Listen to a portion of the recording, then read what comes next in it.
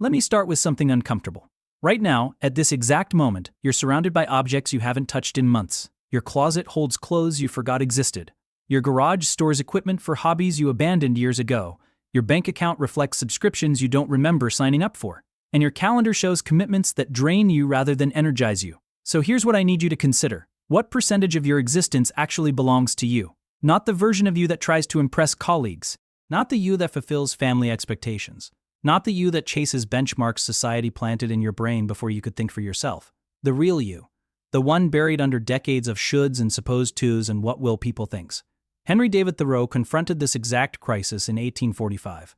But instead of buying a self-help book or attending a seminar or posting about it on social media, he did something most people consider insane.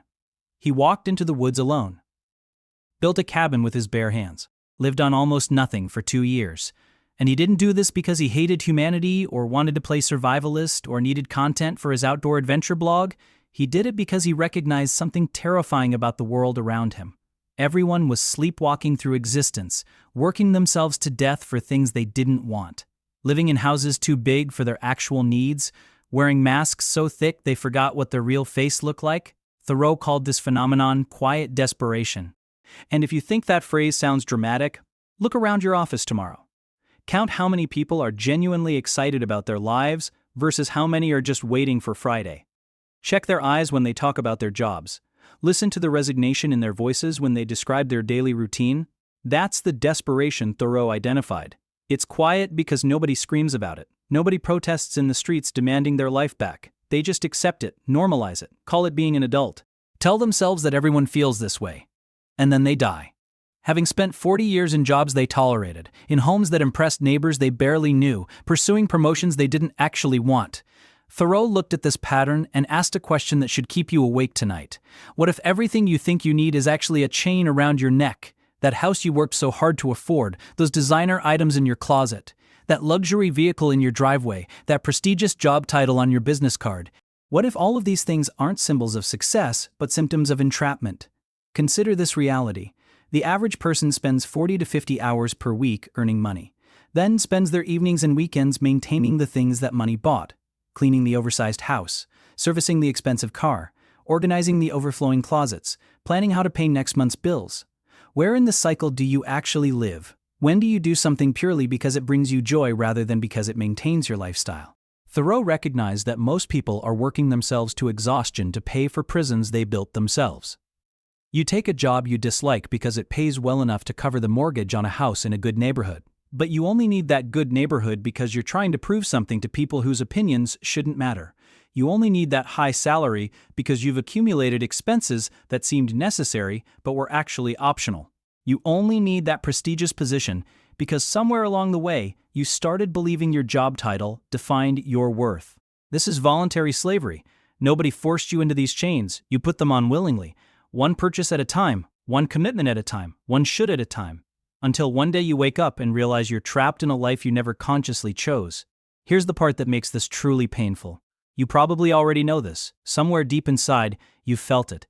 That hollow feeling when you buy something expensive and the excitement fades within days. That dread on Sunday evenings, that fantasy about quitting everything and starting over somewhere else. That voice that whispers this isn't what I wanted during quiet moments before you silence it with distractions. Thoreau didn't just theorize about this problem, he conducted an experiment. What would happen if someone deliberately stripped away everything society insists is necessary? What would happen if someone stopped trying to keep up and started figuring out what they actually needed? He discovered something revolutionary. He only had to work 6 weeks per year to cover all his genuine needs. 6 weeks. The rest of the year belonged entirely to him. To read whatever interested him. To write what mattered to him. To walk wherever he wanted. To think without interruption. To exist without justification. While his neighbors killed themselves working 60-hour weeks at jobs they hated to pay for houses filled with unused furniture, Thoreau possessed the one thing money can't buy once you've sold it.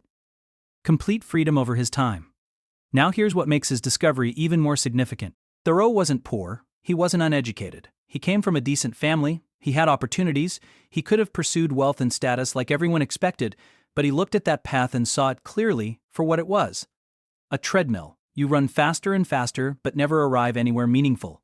You earn more, so you spend more, so you spend more. The cycle never ends because there's always another level, Always someone with more, always someone with more, always something newer to buy, always another achievement to chase. And you know what happens to people on treadmills? They get exhausted. They develop stress-related illnesses. They lose relationships because they're never fully present. They reach retirement age and realize they spent their entire life running toward a finish line that kept moving further away. Then they die. And their expensive possessions get sold at estate sales where strangers pick through them looking for bargains. Thoreau's proposition sounds extreme until you really examine it. He's not suggesting you abandon civilization or reject all comfort or live in poverty. He's asking something far more challenging. Are you brave enough to stop doing what everyone else does and start doing what actually makes sense for you? Are you strong enough to disappoint people's expectations of who you should be? Are you honest enough to admit that half of what you own serves no real purpose except to prove you can afford it? Most people never even consider these questions because the answers are too uncomfortable. It's easier to keep running on the treadmill. Easier to keep telling yourself that you'll start living once you get the promotion or pay off the debt or reach retirement. But that moment never comes. There's always one more thing. One more achievement needed before you can finally relax and be yourself. Thoreau cut through this delusion with brutal clarity. A person is rich in proportion to the number of things they can afford to leave alone. Read that again slowly. Your wealth isn't measured by what you have. It's measured by what you don't need. The person who requires very little to be content is infinitely richer than the person who needs constant acquisition to feel successful, because the first person is free, and the second person is enslaved to their desires.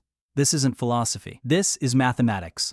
Every single possession you own comes with a hidden price tag measured in hours of your life, the time you worked to earn the money to buy it, the time you spend maintaining it, the time you waste thinking about it, the time you'll eventually spend replacing it. When you calculate the true cost of your belongings in life hours rather than dollars, suddenly that bargain purchase doesn't seem so cheap anymore. But the deepest cost isn't even the direct time. It's the mental burden. Psychologists have confirmed what Thoreau intuited. Every object in your environment consumes a tiny portion of your attention. Every commitment on your schedule creates a small anxiety. Every notification on your device fractures your focus. Individually, these seem insignificant. Collectively, they create a constant noise that prevents you from ever thinking clearly or feeling deeply or being genuinely present in your own existence. So let me ask you again, how much of your life actually belongs to you? How many hours do you spend doing things you chose versus things you feel obligated to do? How many of your possessions bring you genuine joy versus how many just sit there requiring maintenance? How many of your goals are authentically yours versus expectations others programmed into you? Thoreau spent 2 years proving that another way is possible, that you don't need most of what society insists is essential, that freedom is available to anyone willing to question the rules, that the simple life isn't a sacrifice. It's the smartest decision you'll ever make. And the fact that this message still makes us uncomfortable 180 years later tells you everything you need to know about how desperately we need to hear it. Here's the trap nobody warns you about. The more successful you become by society's standards, the less freedom you actually possess. You get the promotion, so you buy the bigger house. The bigger house needs better furniture. The better furniture requires a nicer car in the driveway because you can't park something ordinary in front of something expensive. The nicer car demands premium insurance. The whole package requires a higher salary. The higher salary chains you to a job you can't afford to leave. Congratulations, you've just built your own prison and called it achievement. Thoreau understood the mathematics of freedom in a way most people never grasp. During his time at Walden Pond, he calculated his expenses meticulously. He spent $28.12 building his entire cabin. His food for 8 months cost $8.74. His total annual expenses were roughly $60.40. In today's currency, that's approximately $2,000 per year for everything. Shelter, food, clothing, everything. To earn that amount, he worked as a surveyor and did odd jobs for about 6 weeks annually. The remaining 46 weeks belonged entirely to him. Now let's examine your situation. Most people spend somewhere between $3,000 and $5,000 monthly just on basics: rent or mortgage, utilities, transportation, food, insurance. That's $36,000 to $60,000 yearly before you add anything else. No entertainment, no travel, no retirement savings, just survival. To earn $60,000 after taxes, you probably need to gross around $80,000. That requires working approximately 2,000 hours annually. 50 weeks at 40 hours each. That's 50 weeks of your life traded for the privilege of maintaining a lifestyle you never questioned. But here's where it gets interesting. What if you reduced your expenses to $2,000 per month? That's $24,000 annually. Suddenly you only need to gross around 32,000. That's 1,600 hours of work. You just bought yourself 400 hours of freedom. 10 full weeks. Nearly a quarter of your year back. Cut expenses to 1,500 monthly, and you're down to 1,200 work hours. You've reclaimed 800 hours. 20 weeks. Half your year. The equation is simple, but most people never calculate it because they're too busy working to pay for things they bought without thinking. Every single expense you eliminate translates directly into freedom. That streaming service you barely watch costs $15 monthly. Seems insignificant until you realize that's $180 yearly. At $25 per hour, that's 7 hours of your life. 7 hours you worked, 7 hours you'll never get back. For shows you watched while scrolling your phone anyway, multiply this across everything you own. That gym membership you use twice monthly, those food delivery services charging convenience fees, that car payment on a vehicle that sits parked 2 hours daily, those brand name clothes you bought to impress people at events you didn't want to attend, each one is stealing hours from your life. Here's what Thoreau discovered that modern economics tries to hide from you. The relationship between money and freedom isn't linear, it's inverse. The less money you need, the more freedom you gain. Because freedom isn't about having unlimited resources, it's about having unlimited time to spend however you choose. Think about someone earning 200 grand yearly but spending 190,000. They have 10,000 in discretionary income, but they're trapped. They can't take a pay cut, can't risk their job, can't pursue something meaningful but less lucrative. They're golden handcuffed to a lifestyle that requires constant feeding. Now consider someone earning 40,000 but spending 25,000. They have 15,000 surplus. Less absolute money but more actual freedom. They can work part-time, take months off, switch careers, move somewhere cheaper, start a business. Their low needs create infinite options. This is the intelligence of simple living. You're not depriving yourself. You're liberating yourself. Every unnecessary expense you eliminate expands your range of possible futures. But society has convinced you that the opposite is true, that more money means more freedom, that higher income equals better life. This is propaganda designed to keep you working and consuming and competing until you die. The system needs you to believe you need more. Because if you realized how little you actually need, you'd stop participating in the endless cycle of earn, spend that keeps the entire economic machine running. Thoreau wrote something that should be carved into every economics textbook. The cost of a thing is the amount of life you exchange for it, not the price tag, not the monthly payment, the actual cost measured in hours of your existence. That $1,000 phone you're reading this on. If you earn $25 hourly after taxes, that phone cost you 40 hours of life. An entire week. If you replace it every 2 years, that's 20 hours of life annually just to have a slightly better camera and processor you don't actually need. That vacation you put on a credit card. $3,000 at 20% interest over 2 years becomes $3,600. That's 144 hours of life. 6 full days. And for what? Photos you'll look at once, and memories that fade within months? The math gets even worse when you factor in what psychologists call cognitive load. This is the mental energy required to manage your possessions and commitments. Every item you own occupies space in your brain, not consciously, but constantly. Your mind tracks where it is, when you last used it, whether it needs maintenance, whether you should upgrade it, whether someone might judge you for having it or not having it. Each object creates a tiny background process running in your mental operating system. 10 objects create 10 processes. 100 create 100. 1,000 create 1,000.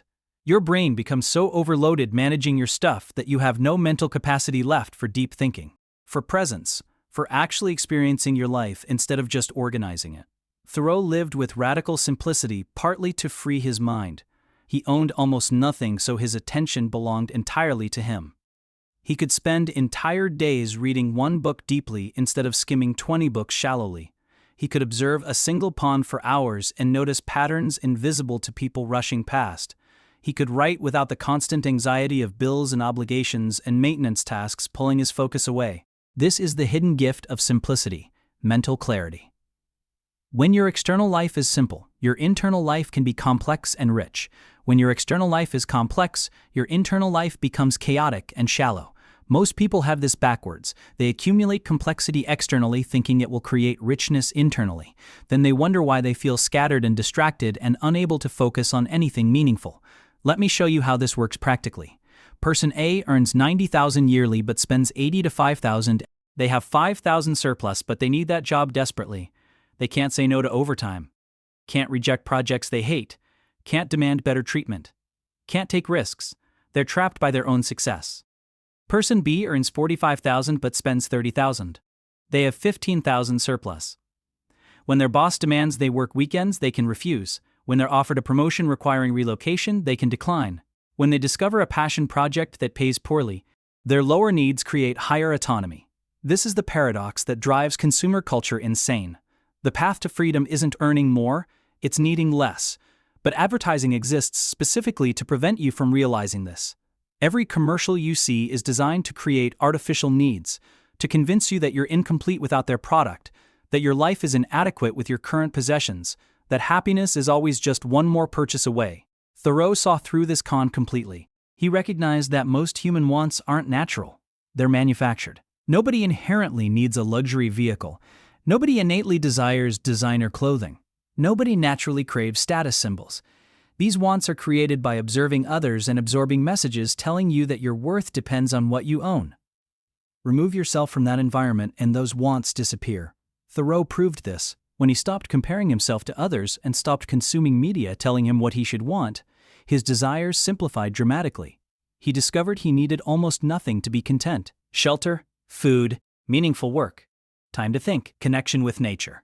That was sufficient. Everything else was optional. The terrifying implication is this. You could probably eliminate 70% of your expenses without any real decrease in happiness. In fact, you'd likely be happier. Less stress, less maintenance, less comparison, less mental noise, more clarity, more freedom, more time for what actually matters. But you won't do it because you're afraid of what others will think, afraid of looking unsuccessful, afraid of being different, afraid of discovering that you wasted years chasing things that never mattered. So you'll keep working jobs you tolerate to buy things you don't need to impress people you don't like. And you'll call this being responsible. Thoreau called it something else entirely. He called it throwing your life away, hour by hour, purchase by purchase, compromise by compromise. Until one day you're 65 and realize you spent your entire existence paying for a lifestyle you never enjoyed. The choice is yours, but the clock is ticking. And every hour you spend earning money for things you don't need is an hour you'll never get back. Thoreau figured this out at 27. How old will you be when you finally understand? There's a dimension to simplicity that most people miss entirely. They think it's about owning fewer things or spending less money. That's only the surface. The real transformation happens somewhere much deeper. Somewhere most people never reach because they're too busy managing the complexity they've created. Thoreau went to the woods for a reason that had nothing to do with economics. He needed silence, not the absence of noise, actual silence. The kind where you can hear your own thoughts without interruption.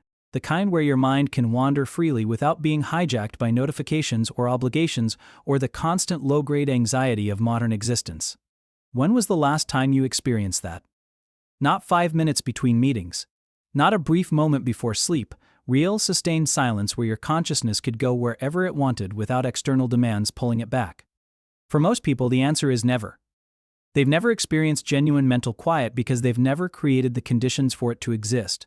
Their days are packed with back-to-back commitments, their evenings filled with passive entertainment, their minds constantly processing streams of information that never stop flowing. Even their downtime isn't actually down. It's just different stimulation, scrolling instead of working, watching instead of doing, but never truly resting, never truly quiet. Thoreau understood something that modern neuroscience is only now confirming. External complexity creates internal chaos. When your environment is saturated with objects and obligations and inputs, your mind has no space to think deeply. You operate in a constant state of shallow processing, skimming surfaces but never diving deep, reacting to stimuli but never reflecting on meaning, consuming information but never generating insight. This is why brilliant ideas come during showers or walks or long drives. Not because water or movement creates creativity, but because those are the rare moments when your brain isn't being bombarded with demands, when it finally has space to make connections, to see patterns, to process experiences, to understand what you actually think rather than what you've been told to think. Thoreau created that space deliberately. His cabin had no decorations requiring decisions, no clutter demanding organization, no technology requesting attention. His schedule had no mandatory meetings, no social obligations, no arbitrary deadlines. His mind had room to breathe, and in that breathing space he discovered who he actually was. Beneath all the conditioning, here's what makes this terrifying for most people. When you remove all the external noise and distraction, you're forced to confront yourself directly. Your real thoughts, your genuine feelings, your authentic desires. Not the curated version you present to others, not the idealized self you pretend to be, the actual you, with all your fears and contradictions and uncomfortable truths. This is why people avoid silence, why they keep themselves constantly occupied, why they panic when their phone battery dies, because silence reveals things they've been running from, questions they've been avoiding, feelings they've been suppressing, realizations about how far they've drifted from who they wanted to be. Thoreau didn't run from this confrontation. He ran toward it. He wanted to know himself completely, to understand his own nature without society's interference, to discover what he genuinely valued versus what he'd been taught to value. And what he found was revolutionary. Most of what he'd considered necessary was actually optional. Most of what he'd thought he wanted was actually programming. Most of what he'd feared losing was actually weighing him down. The possessions he'd accumulated weren't extensions of himself, they were distractions from himself. The social expectations he'd internalized weren't protecting him, they were imprisoning him. The conventional path everyone insisted was correct wasn't leading anywhere he wanted to go. This is the gift of simplicity. It strips away everything external until only the essential remains, not essential for survival, essential for being yourself. There's a profound difference between poverty and voluntary simplicity that most critics miss. Poverty is deprivation. You lack things you need and have no choice about it. Simplicity is selection. You could have more, but you've consciously chosen less because less serves you better. The poor person has no options. The simple person has rejected most options deliberately. Thoreau had education, connections, opportunities. He came from a family that ran a successful pencil business. He could have pursued conventional, could have built wealth, could have impressed everyone with his achievements. Instead, he chose a cabin in the woods and a life that looked like failure to everyone around him. His neighbors thought he was wasting his potential. His family worried about his future. His acquaintances assumed he'd failed at normal life and retreated in defeat. They couldn't understand that he hadn't failed. He'd refused to trade his life for things that didn't matter, refused to spend decades doing work he found meaningless, refused to sacrifice his autonomy for social approval. This refusal required more courage than any conventional achievement, because conventional achievement comes with validation. Society celebrates you, people respect you, your parents are proud, your resume looks impressive. Choosing simplicity comes with judgment. People question your choices, doubt your intelligence, pity your circumstances, assume something must be wrong with you. Why else would someone capable choose less? Here's the answer they can't comprehend. Because less is actually more. Fewer possessions mean less maintenance. Lower expenses mean less work required. Simpler commitments mean more time freedom. Reduced external complexity means increased internal clarity. This isn't deprivation, it's optimization. You're not settling for less, you're eliminating everything that doesn't serve your actual goals so you can focus entirely on what does. But this requires knowing what your actual goals are, and most people don't. They've never created the silence necessary to figure it out. They're so busy chasing goals other people set for them that they never discovered what they personally want. Career success because that's what ambitious people do. Big house because that's what successful people own. Luxury purchases because that's what wealthy people buy. None of it chosen consciously. All of it absorbed unconsciously from a culture that profits from your confusion. Thoreau's experiment was ultimately about consciousness, living deliberately instead of automatically, making choices instead of automatically, making choices instead of automatically, building a life instead of accepting a template. He wrote about this with perfect clarity. I went to the woods because I wished to live deliberately, to front only the essential facts of life, and see if I could not learn what it had to teach, and not when I came to die discover that I had not lived. That last line should haunt you, because it describes most people's trajectory perfectly. They reach the end and realize they never actually lived. They existed, they survived, they accumulated, they achieved, but they never lived their own life. They lived the life they thought they should live, the life others expected, the life that looked good from outside, but never the life they would have chosen if they'd taken time to figure out what they actually wanted. This is the real poverty, not lacking money, lacking self-knowledge, not having few possessions, having no idea what would genuinely make you content, not living simply, living inauthentically. Thoreau's simplicity wasn't about rejecting the world. It was about discovering himself within it. The minimal external life created maximum internal space, space to read deeply instead of skimming constantly, space to write authentically instead of performing publicly, space to observe carefully instead of consuming frantically, space to think originally instead of repeating automatically. When you simplify your life radically, something remarkable happens. You stop reacting and start responding. Stop following and start creating. Stop following and start leading yourself. Understand. The noise that usually drowns out your inner voice finally quiets enough for you to hear what you actually think. what you actually feel, what you actually want. And that voice sounds nothing like the one you've been listening to. It doesn't care about impressing anyone, doesn't worry about falling behind, doesn't measure success by external standards. It has entirely different priorities, entirely different values, entirely different dreams. This is who you were before the world told you who to be, before advertising programmed your desires, before social comparison created artificial needs, before cultural conditioning buried your authentic self under layers of should and must and supposed to.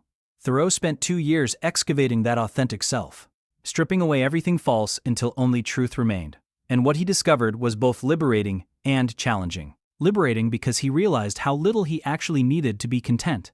Challenging because living authentically meant disappointing people's expectations constantly. His family wanted him to use his Harvard education properly. His peers expected him to pursue career advancement. Society demanded he contribute to economic growth. He refused all of it, not out of laziness or spite or failure, out of clarity. He'd done the deep work of figuring out what mattered to him. And once he knew that, everything else became irrelevant. The opinion of people living inauthentically held no weight. The judgment of those trapped in quiet desperation meant nothing. The expectations of a society built on consumption and competition couldn't touch him. He was free, not because he had everything, because he needed almost nothing. Not because he'd achieved some external milestone, because he'd achieved internal alignment. Not because the world validated his choices, because he'd validated them himself. This is the ultimate intelligence of simple living. It returns you to yourself, strips away the artificial until only the essential remains, creates the silence necessary to hear your own voice, builds the space required to live your own life. And once you experience that freedom, once you touch that authenticity, you can never fully return to unconscious living. You've seen through the illusion. You know there's another way. The only question remaining is whether you're brave enough to choose it. Now we arrive at the part where everything changes or nothing does. You've read this far, which means something resonated. Some part of you recognizes the truth in these words, feels the weight of the chains you didn't know you were wearing, senses that another way might be possible. But recognition without action is just entertainment. You'll nod along, feel inspired briefly, then return to exactly the life you were living before. Because inspiration fades fast when confronted with the machinery of daily existence. The mortgage still demands payment. The job still requires 40 hours. The social obligations still fill your calendar. The possessions still need maintenance. Nothing changes unless you make it change. And making it change is where most people fail. Not because they lack information. Because they lack courage. The courage to disappoint people. The courage to look unsuccessful by conventional metrics. The courage to choose freedom over approval. Here's what nobody tells you about living simply. It's an act of rebellion. In a culture built entirely on consumption and competition and constant growth, choosing less is revolutionary. Opting out is subversive. Prioritizing contentment over achievement is practically heresy. The entire economic system depends on you staying dissatisfied, on you believing you need more, on you working harder to buy things you don't need to impress people you don't like. Every advertisement exists to create artificial inadequacy. Every social media post is designed to trigger comparison. Every cultural message screams that you're not enough until you have more. Thoreau saw through this machinery completely. He recognized that the system needs you trapped far more than you need the system. Because when you stop participating, when you realize you can be happy with far less, you become very difficult to control. If you don't need much money, you don't need to work as much. If you don't work as much, you have time to think. If you have time to think, you start questioning everything. And people who question everything are dangerous to systems that depend on blind participation. This is why simple living terrifies consumer culture. Not because it doesn't work, because it works too well. Once you experience the freedom of needing less, you can't be sold back into wanting more. Once you discover contentment comes from within, you stop seeking it through purchases. Once you realize time is your only non-renewable resource, you stop trading it carelessly for money to buy things that don't matter. Thoreau proved this path was possible 180 years ago. His 2 years at Walden weren't about permanent isolation. They were about demonstrating that another way exists. That you can live well with far less than society insists you need. That freedom is available to anyone willing to question the rules. But here's the nuance most people miss. Thoreau isn't prescribing a specific lifestyle. He's not saying everyone must move to a cabin. He's not demanding you give up everything. He's asking something far more fundamental. Are you living deliberately or automatically? Did you choose your life or did it just happen to you? Do your possessions serve you or do you serve them? Is your work meaningful or just mandatory? These questions have different answers for different people. Simple living looks different for everyone. For some, it means downsizing to a smaller home. For others, it means eliminating unnecessary subscriptions. For some, it means leaving a corporate career. For others, it means staying but redefining success. There's no universal formula, but there is a universal principle: intentionality. Every aspect of your life should be a conscious choice. Not something that happened by default, not something you did because everyone else does it, not something you maintain out of inertia or fear or social pressure. If you can't articulate why you own something, or why you do something, or why you spend time on something, that's a sign it doesn't actually belong in your life. Thoreau built his own cabin because he wanted to understand every beam and nail. He grew his own food because he wanted to connection to what sustained him. He limited his possessions because he wanted to know exactly what he had and why. Contrast that with how most people live. They couldn't explain why they bought half the things in their home. They don't know why they live in their specific neighborhood beyond it seemed nice. They can't articulate why they're in their career beyond it pays the bills. Nothing deliberate. Everything accumulated. Life happening to them rather than being created by them. This is the quiet desperation Thoreau identified, the resignation to a life you never consciously chose but somehow ended up trapped inside. And here's the truly tragic part. Most people stay trapped not because escape is impossible, but because they're afraid of what escape requires.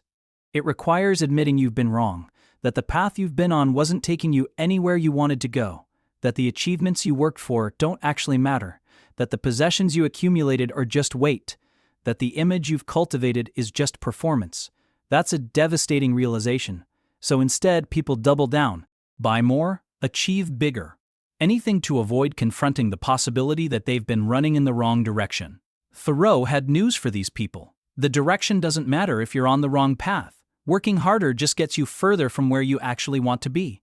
The only solution is stopping, turning around, choosing differently, starting now, not after the next promotion, not when you've saved more money, not when circumstances are better. Now, today, this moment, because there will always be reasons to delay, always one more thing to achieve first.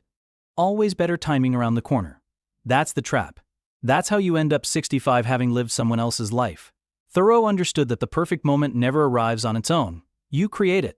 By deciding, by refusing, by simplifying, by choosing deliberately what deserves your one precious existence and what doesn't. So let me be direct about what this requires. It requires saying no, a lot, to social obligations that drain you, to purchases you don't need, to opportunities that look impressive but feel wrong, to expectations others have projected onto you, to versions of success that aren't yours. Every no to something that doesn't serve you is a yes to something that does. But most people never say no because they're terrified of judgment, of looking unsuccessful, of being thought strange, of not keeping up, of disappointing someone. Thoreau had a response to this cowardice. If someone does not keep pace with their companions, perhaps it is because they hear a different drummer. Let them step to the music which they hear, however measured or far away. In other words, stop living for others' approval. Find your own rhythm, follow your own truth, even if nobody understands, even if everyone judges, even if you look like a failure by conventional standards. Because here's the reality that should change everything. In 100 years, nobody will remember whether you had a big house or a fancy title or impressive possessions. But you will have spent your entire life working for those things, trading irreplaceable hours for replaceable objects, sacrificing presence for achievement, choosing appearance over authenticity. Thoreau's neighbors are completely forgotten. Their big houses are demolished. Their accomplishments are dust. Their judgments are meaningless. But Thoreau's words are read by millions. His ideas transform lives. His experiment continues inspiring people to live deliberately, not because he achieved conventional success, because he rejected it in favor of something more valuable: authenticity, freedom, presence, a life lived on his own terms. This is available to you right now, not someday, not when conditions improve. Right now. You can start simplifying today. Eliminate one unnecessary expense. Decline one draining obligation. Question one unexamined assumption.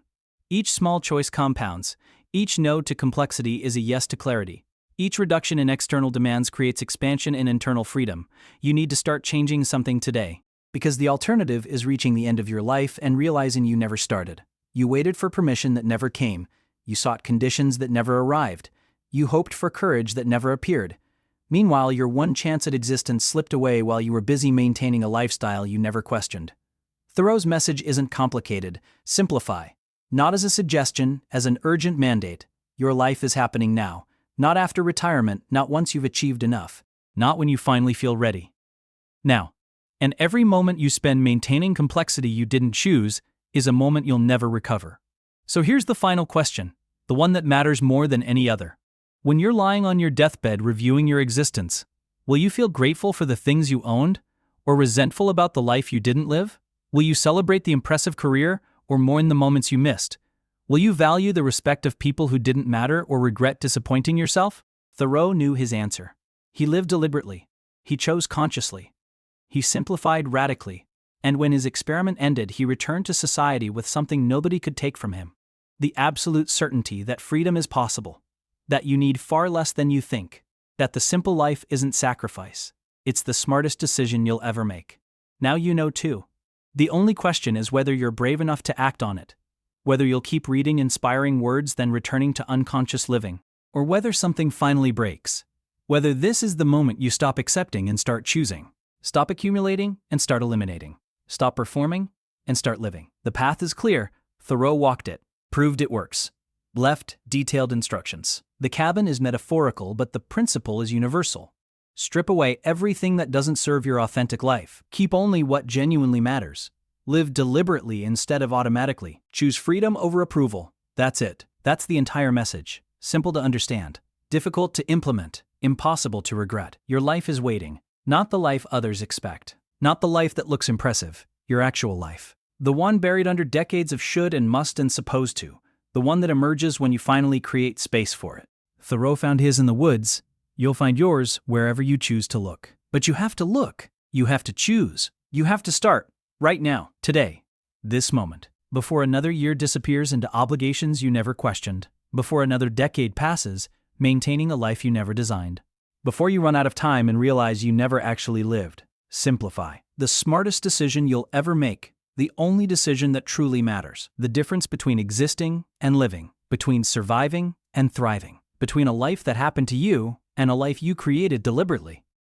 Choose wisely. Choose consciously. Choose now. Your one precious existence depends on it.